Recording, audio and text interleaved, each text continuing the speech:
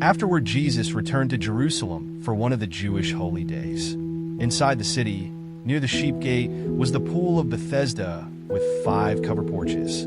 Crowds of sick people, blind, lame, or paralyzed, lay on the porches. One of the men lying there had been sick for 38 years. When Jesus saw him and knew he had been ill for a long time, he asked him, "Would you like to get well?"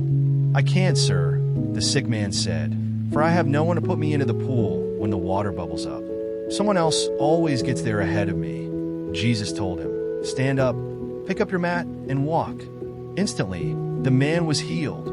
He rolled up his sleeping mat and began walking. But this miracle happened on the Sabbath, so the Jewish leaders objected. They said to the man who was cured, "You can't work on the Sabbath. The law doesn't allow you to carry that sleeping mat." But he replied, "The man who healed me told me, 'Pick up your mat and walk.'" "Who said such a thing as that?" they demanded. The man didn't know, for Jesus had disappeared into the crowd. But afterward, Jesus found him in the temple and told him, "Now you are well, so stop sinning, or something even worse may happen to you." Then the man went and told the Jewish leaders that it was Jesus who had healed him. Jesus claims to be the Son of God. So the Jewish leaders began harassing Jesus for breaking the Sabbath rules. But Jesus replied, "My Father is always working, and so am I." So the Jewish leaders tried all the harder to find a way to kill him. For he not only broke the Sabbath, he called God his Father, thereby making himself equal with God. So Jesus explained, "I tell you the truth, the Son can do nothing by himself.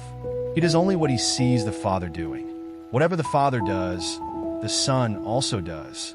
For the Father loves the Son and shows him everything he is doing. In fact, the Father will show him how to do even greater works than healing this man. Then you will truly be astonished.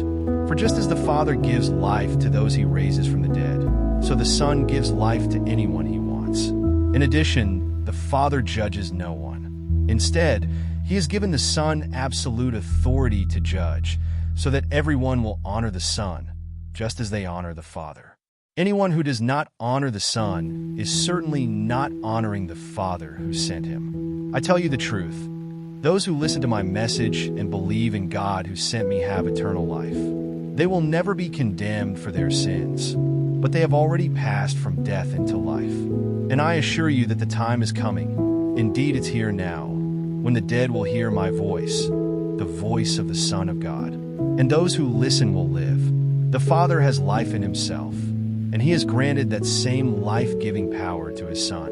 And he has given him authority to judge everyone, because he is the Son of Man. Don't be so surprised. Indeed, the time is coming when all the dead in their graves will hear the voice of God's Son, and they will rise again. Those who have done good will rise to experience eternal life, and those who have continued in evil will rise to experience judgment. I can do nothing on my own. I judge as God tells me.